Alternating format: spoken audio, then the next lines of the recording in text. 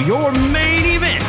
Introducing the hosts of Wrestling with Freddie, Jeff Dye, and Freddie Prinze Jr. Ladies and gentlemen, welcome to a brand new episode of Wrestling with Friends. This is your host, Mike Michelson, and I'm sick as a dog, but working hurt because the people deserve wrestling podcasts. Ladies and gentlemen, here's your news of the week. We had an insane week in professional wrestling, a huge weekend with 2 pay-per-views, Payback and AEW's All Out. However, the biggest news of the week, CM Punk, former Real World's champion, even though he was not, was terminated by AEW this past weekend, as well as his storyline. We will cover this and AEW All Out on Unsanctioned Thursdays. It's going to be one you don't want to miss. And now, with Jeff Dye, here's Freddie Prinze Jr., Wrestling with Friends. Dude, how are you? Feeling good. Glad you're back from Atlanta. Thank you, sir. I'm glad I'm back, too. How are you? Are you feeling good about life? I feel happy as hell, Jack. I will say this, Atlanta tried to kill us both, you know? I was in Atlanta for a whole month. It tried to kill me, and then you go to Atlanta for 3 days. It tries to kill you. It's like that place is a great place, but it's trying to hurt all the Wrestling with Freddie crew. Yeah, but you're like Neo. You're dodging viruses like he dodges bullets. I'm out there just taking rounds to the friggin' chest. I can kill it with all that booze I'm putting in my body. I think that's the secret. That's what I think I should do, is kill it with alcohol. I got to start drinking again. All right, sir, this was a huge weekend. The main thing I want to talk about, we're not going to talk about until Thursday, but we are going to talk about Payback today. And Payback was pretty damn good. I did not know if I was going to like it. I didn't know how much I cared about all the matches. But Jeff, the women opened the show, and I'll be damned if they didn't steal it from everyone. I get why you have to do the steel cage first, because it takes a long time for it to go up and down, so you do it first or last. But I thought it took guts to open the show like that. They did, and Trish and Becky beat each other's asses for 25 minutes straight. Trish was taking legit bumps to her forehead left and right off the cage. She had like a friggin' hematoma at one point during the match. Gets the cage door open. Zoe Stark came in looking jacked as hell, even more jacked than normal. Came in. She started whipping everybody's ass. Then she couldn't save Trish. Trish goes down from the top rope with a manhandle slam, which looked so frigging perfect. It looked so good, and you knew it was over because it was such a nice move. And then 1, 2, 3, and it's over. And Zoe Stark's pissed. She let her mentor down. She's trying to comfort her. Trish isn't trying to hear it. And then Trish just snaps and is like, you know what? Get out of here. Get out. Get out now. Get out. And Zoe Stark, and she pushes her, and Zoe Stark just says, you know what? I'm Jack Sauce McGregor. I'm going to kick your ass right now. And just picked her up like she weighed nothing, flipped her over, kneed her in the face, and left her in the center of the ring. And the crowd loved it. You had to have loved this match, Jeff. Yeah, it was a great match. Yeah, they got all the "you still got it" chants going. Becky can prove that she's still the best female wrestler in wrestling. She was all jacked up, had a little something extra out there, is what it felt like. Yeah, that's a good point. I think I don't think she's going anywhere. What do you think? I think I think she's going to be in wrestling now. She's just going to be part of every week. I hope she doesn't leave. I could see it if this was the end of the story and her trying to put Becky back in the light of what's the right way to say it? Put Becky, because Becky's already over, but put Becky in the type of match that reminds people why we love her, which she did, and try to get Zoe Stark over at the same time, which I think she did a decent job of. I could see her walking away, but after that, I really hope she doesn't. I know she's pushing 50, right? Like she's my age or something. I don't know how old she is, but she looks great.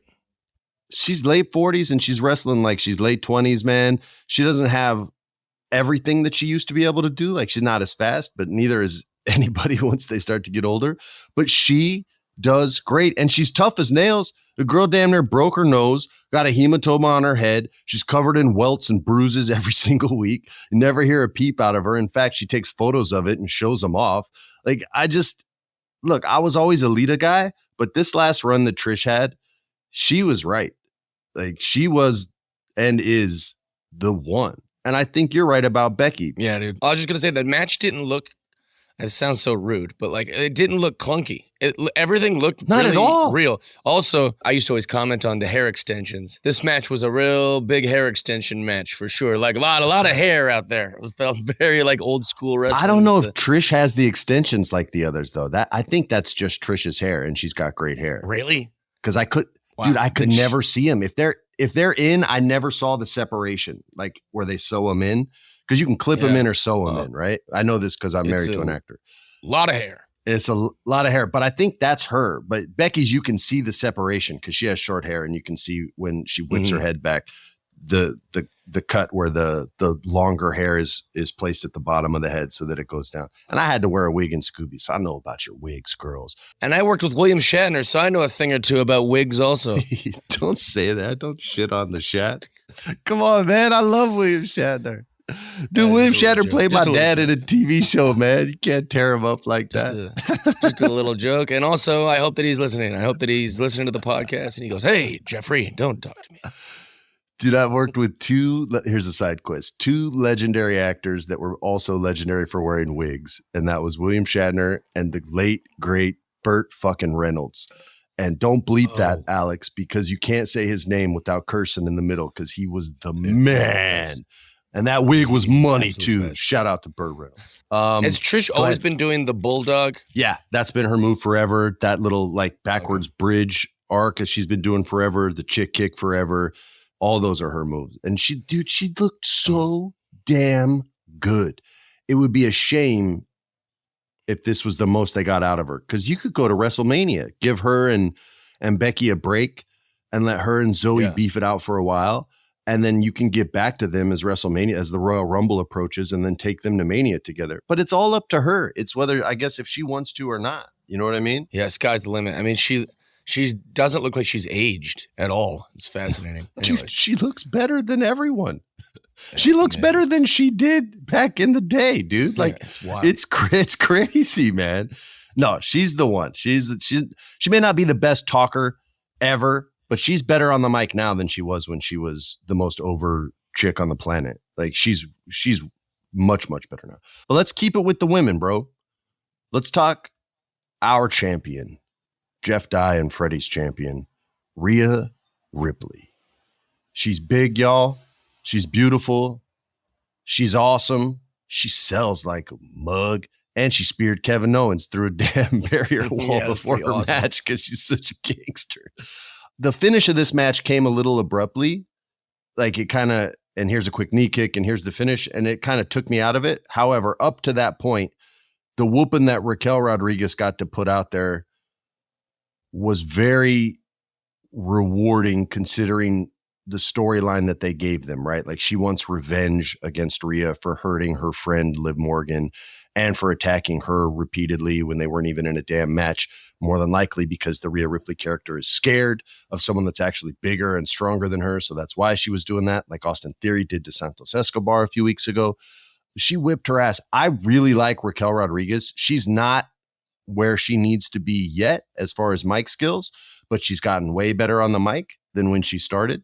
You can see her getting more confident, and she's bigger than Rhea. And this is just because I'm Puerto Rican, but it's so nice to see Latinos doing great things. And wrestling has always been really cool.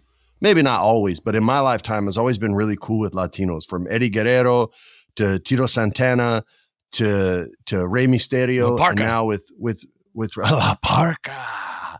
Like it's such a part of the culture, and I wish there was more representation, but I also understand I'm not one of those crazy idiots. I understand there's more white people in America than anybody else. So that's why there's more white people on television. Right. I'm not like, screw them, they should get off the air.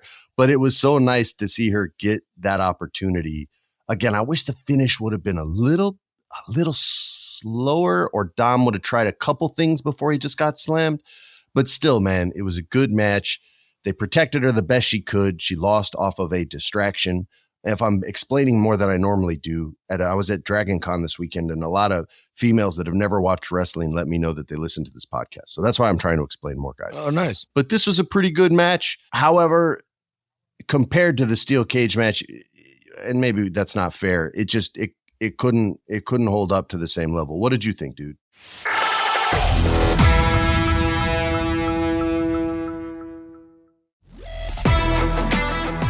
I thought it was weird that Dom was pretending like he's afraid of Raquel, like for the finish. I thought that was a little weird. Like he should have been arrogant and cocky, and then she slams him instead of him coming in and being like, "Don't." He's like, "Why are you afraid of her? Like you should be the fearless kind of bad guy." And then that makes the switch of Raquel slamming you so much better. But instead, he was doing almost like I thought it was like a bait and switch, like Ric Flair thing, because he was really selling the fear of her or whatever. But they did like a 12-year-old I love Rhea Ripley. of it. Yeah, and it just didn't play. It was very like good. For kids. But I do love both those gals are beasts, and both those gals are the future of pro wrestling for sure. So I liked the match. I thought it was good.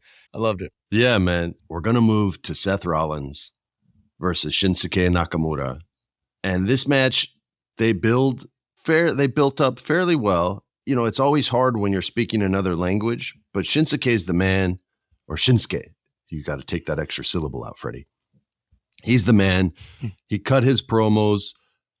I know Japan's watching and loving it because over the last 6 months between Asuka, Io, and Shinsuke, they're speaking more Japanese than they ever have in the history of professional wrestling, which is really, really awesome. They're listening to us. That's what that means.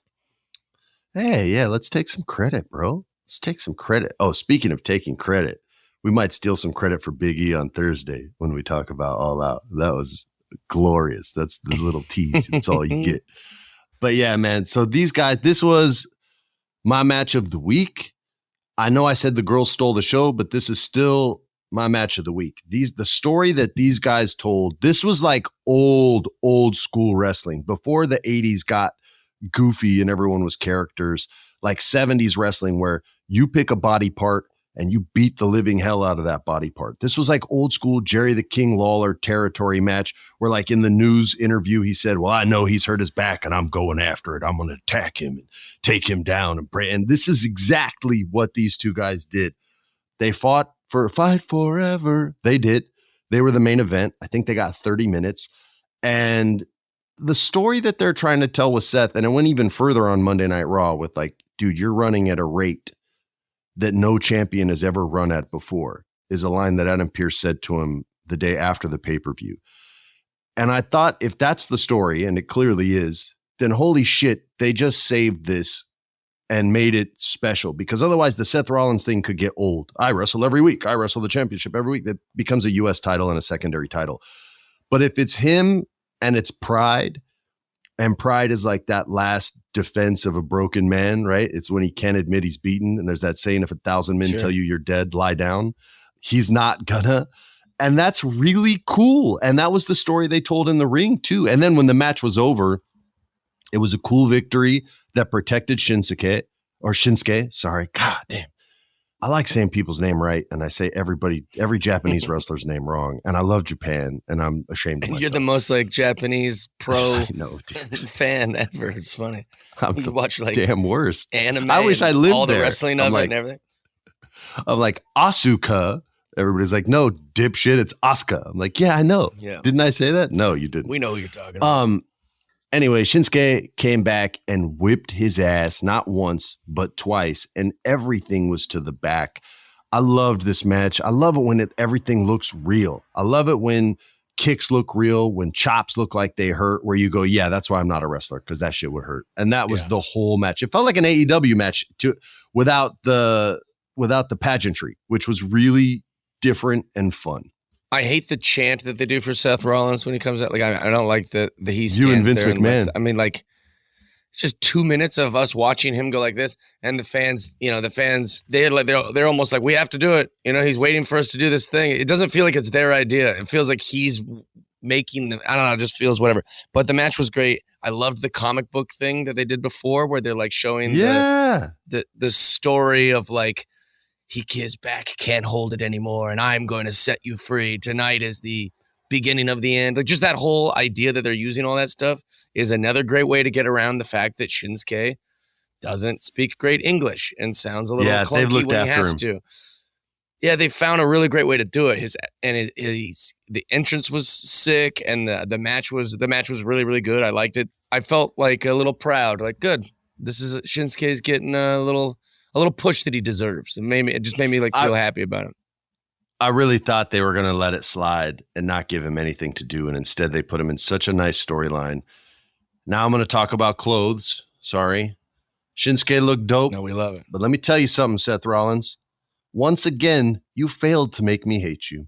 You can wear the biggest shoulder pads and the poofiest clothes in the world, and you can come out looking like the Stay Puft Marshmallow Man. You can come out looking like some Greek mythology creature.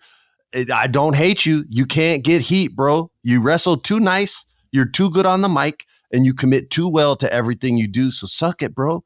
You could come out in a damn dress. Actually, you have come out in a dress. WrestleMania, done that, and I still loved your ass. So ha ha. But the Seth Rollins wardrobe is always rough, man. I look forward to it. And those glasses that he wore. Yeah, the glasses were like those. I mean, those are straight off of Becky Lynch's dashboard of her car. Like that's straight up, just like he's just wearing everyone's clothes that are like Elton John's clothes. He's wearing Becky's clothes. He's wearing Double J Jeff Jarrett's clothes. The guy's wearing everybody's clothes. And then Monday Night Raw, he came out dressed like a G, though. I like when he wears the black jacket with the fur collar. I love when he wears that. I'm sure you hope. You know, Trump would just like say anything all the time. Like you'd never be surprised that Trump would say something. Yeah, that's Seth Rollins with clothes. He can wear anything. And it's just he's going to wear anything, and nothing surprises you anymore. You go, yeah, he wore a dress. I believe it. Yeah, he could come out dressed like an 80s skateboarder with the hat to the side and pink and blue and Vans on. And I'd be like, yeah, Seth Rollins has never looked more sick. It's so true. Kevin Owens and Sami Zayn for the WWE Tag Team Championships. This was Finn Balor and Damian Priest representing the Judgment Day after a storyline where Rhea Ripley had to whoop everybody's ass back into shape and get them all on the same page. And they're going against the champs. If they won the Judgment Day, and if Rhea won, then every member of the Judgment Day would have gold. This match was friggin' crazy. Kevin Owens did a swanton off like the second level onto Dominic, who was on a table, and almost missed it. Almost missed the damn thing. Like only the top of him hit and his feet landed hard. And he's just tough French Canadian dude who I guess that doesn't matter because I would have split into pieces like Legos when they fall off a table. But this match was amazing. They did one thing that I thought was goofy where both guys got thrown over the railing, and then they're like Damian Priest and Finn Balor, who threw Kevin and Sami over the railing, were like talking about their strategy and plan. Okay, we're going to get them back in the ring. We're going to tag these guys. We're going to be champs. All right, yeah, ready, let's go. And they came back and they gave the boys enough time that they changed into Pittsburgh Penguins jerseys and they suddenly had hockey sticks and they came and beat everyone's ass. That was a little gimmicky for me, but the match was still amazing and they still whooped each other's asses forever. And the Judgment Day pulled off the victory thanks to JD McDonough, a name we haven't said very much, who saved the day by pulling Sami Zayn off of Finn at one point in the match. And JD McDonough is a guy who's been friends with Finn Balor, but wants to be a part of the Judgment Day, and Damian Priest hates him. So I think this might be the moment where they start to accept him a little bit and add another member to their team. What say you? Interesting. I think that'd be weird to have another guy in the Judgment Day. Let's say it seems unnecessary. Like why? What's the point? Well, I think the group is doing so well on its own. They probably see a chance for someone else to get over because now they're probably thinking, all right, all four members are over. What can we do to get someone? That's what that business is all about, getting rubs for someone else. A rub being like someone that people deem superior to you, acknowledging you. And then all of a sudden other people acknowledge you as well, like at your place of business or anything. That's what a rub is. And they try to do it all the time, which is why it hardly ever works. But and I don't know if it'll work this time, but I think that's what they're trying to do. Well, I don't see why it's necessary, but they got a lot of belts on them now, which is good, and the Money in the Bank briefcase. I noticed a thing about this pay-per-view. They sent 1 million wrestlers on the announce table, but the announce table never once broke. The entire night, you'd see a guy get slammed on the table, and then nothing happened. It didn't collapse or anything. It was kind of confusing. The first time you saw it, you go, oh, that's different. But then it happened like 4 or 5 times. Nobody broke the table. They broke other tables, like on the Sunton like bomb outside of the area. God. But the actual announce table was staying strong this week.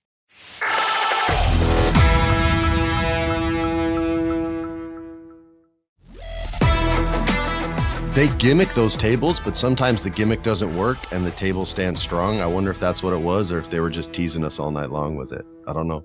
You know what I always think about with those announce tables is like they always like push everything off of it, you know, and then they lay the wrestler down on it and then they either slam through it or whatever. I'd be so pissed off if I was one of those announce guys and they just brush all my notes. You know, I've got my organized papers of all the things I'm going to say and they just push it off. I'm like, hey, man, that's my work. You know, like you can slam through the table all you want, but what are you doing? There's my notes. I just think about it every time I see one of those wrestlers heading that way. I'm like, these guys are jerks. These poor announcers. By the way, this will sound weird, but Michael Cole's been killing it the last 2 weeks.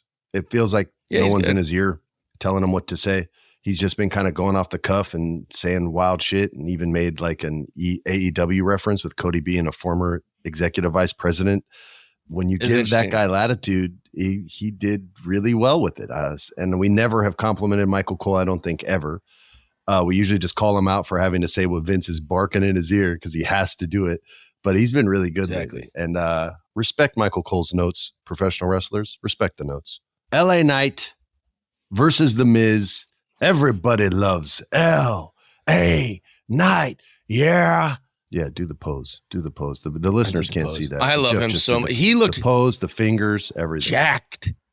Dude, he looked not bigger than Cena, but way more jacked than Cena, dude. I'm wondering if it's maybe because he was just tan. Like he was like really tan, and that makes people look like stronger or something. But dude, he came out and I was like, this dude did some pumping before this match or before this pay-per-view. It was very, very impressive. There was this young wrestler when I worked at WWE. And he was pumping up before his match, and the wrestler he was working with, it was Goldust. He said, "Don't blow yourself out," is what he told him, which means like, don't work out too hard or you won't have anything left in the ring. And the kid goes, "Yeah, no problem." And they went and had the match, and in the first 30 seconds, the kid blew up and was totally out of gas. And Dustin had to carry him through the whole match. It was really funny. I was in Gorilla because it was my segment, and Vince was just laughing his ass off. He's like, "Look at him, he can't even walk." It was the end of that kid's career. But oh God, he couldn't. He was so gassed. He was just like on one knee, just and Dustin's like laying down, doing the face slap and ending the match as quickly as possible. He had to lose too, hilarious. Dustin Rhodes. So it was funny.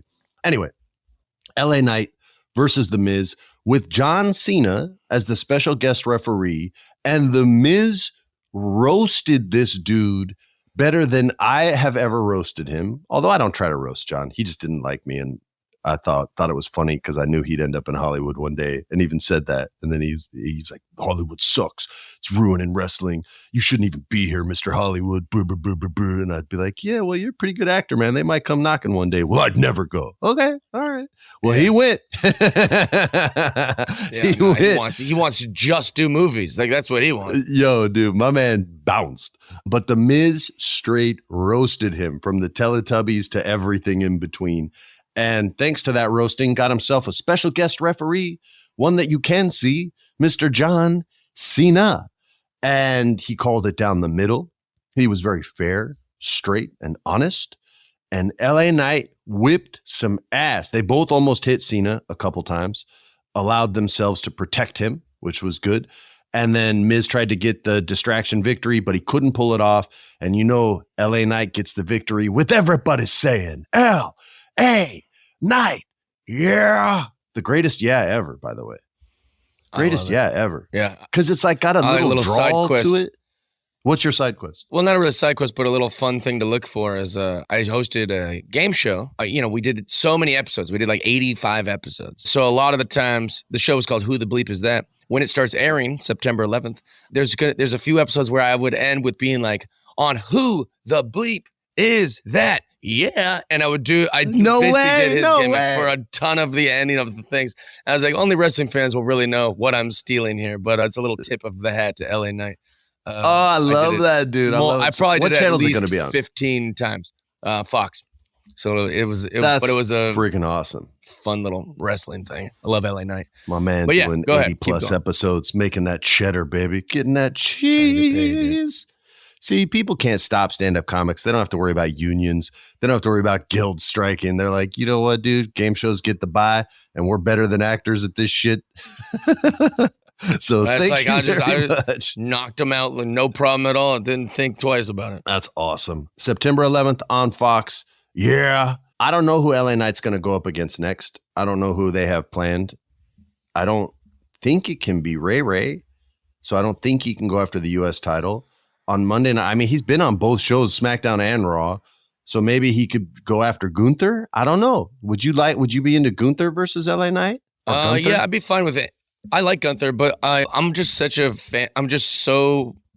I think LA Knights fit into that category where I've never said anything bad about Kevin Owens or Bray Wyatt. Like, I think LA Knight's finding his way into that category with me, that like you could have him fight Marty Jannetty present day, and I'd be like, yep, I like LA. Like I'm down for whatever they do with LA Knight. I just love him so much. But I'd like Gunther because he's a big giant David Goliath kind of match. Well, they're both big as hell, dude. Gunther's bigger than Knight, but he's not wider than LA Knight. Yeah, he's not wider than him. He's just the height. He's not more jacked. Yeah, I don't know what's going to be next for the big man. And then finally at the end, when he was walking out, him and Cena shook hands. His ego didn't want to let him shake the hand of John Cena. And the camera mics were really loud, so you could hear everything they were saying, which was a little weird because you could tell they hadn't practiced it. But he got the handshake. He got the rub, as we said earlier, from John Cena. And now everybody loves LA Knight. Yeah. All right. We're going to close with Rey Mysterio versus Austin Theory.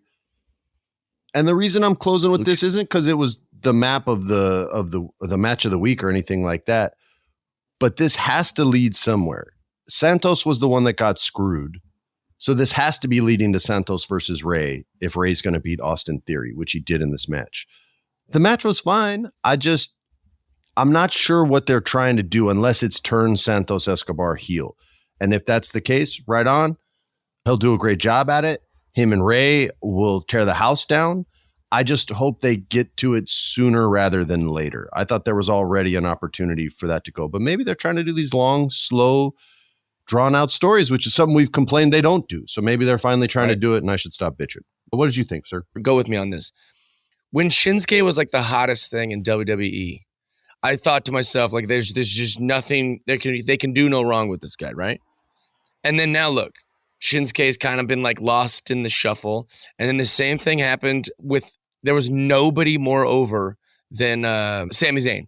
So there was nobody more over than Sami. And now it's been a few months where now Sami's just like the plus one for this Kevin Owens. I'm constantly afraid that's what's going to happen with LA Knight. So I'm hoping and supporting anything that LA Knight's in, just because I'm afraid that is maybe what might happen with him. And I don't want that to be true.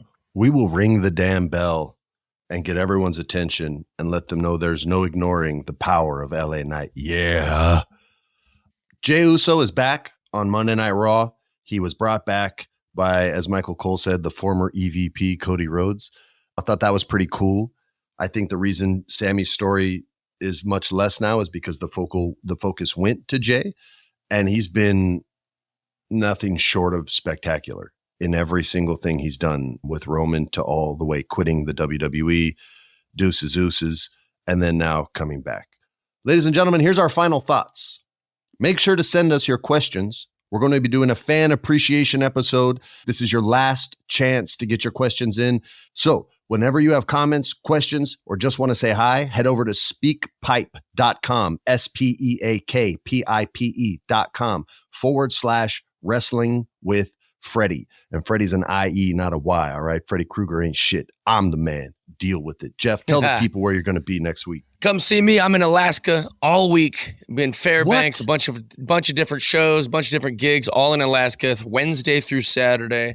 And then on Sunday, I'm doing this festival with Jason Mraz and some other musicians and stuff that'll be here in California on Sunday. But just go to jeffdye.com. You can check out all those dates and see where I'm going to be. On behalf of my awesome co-host going to Alaska, I'm Freddie Prinze Jr. This was Wrestling with Freddie. Don't forget to tune in Thursday for the Unsanctioned Madness.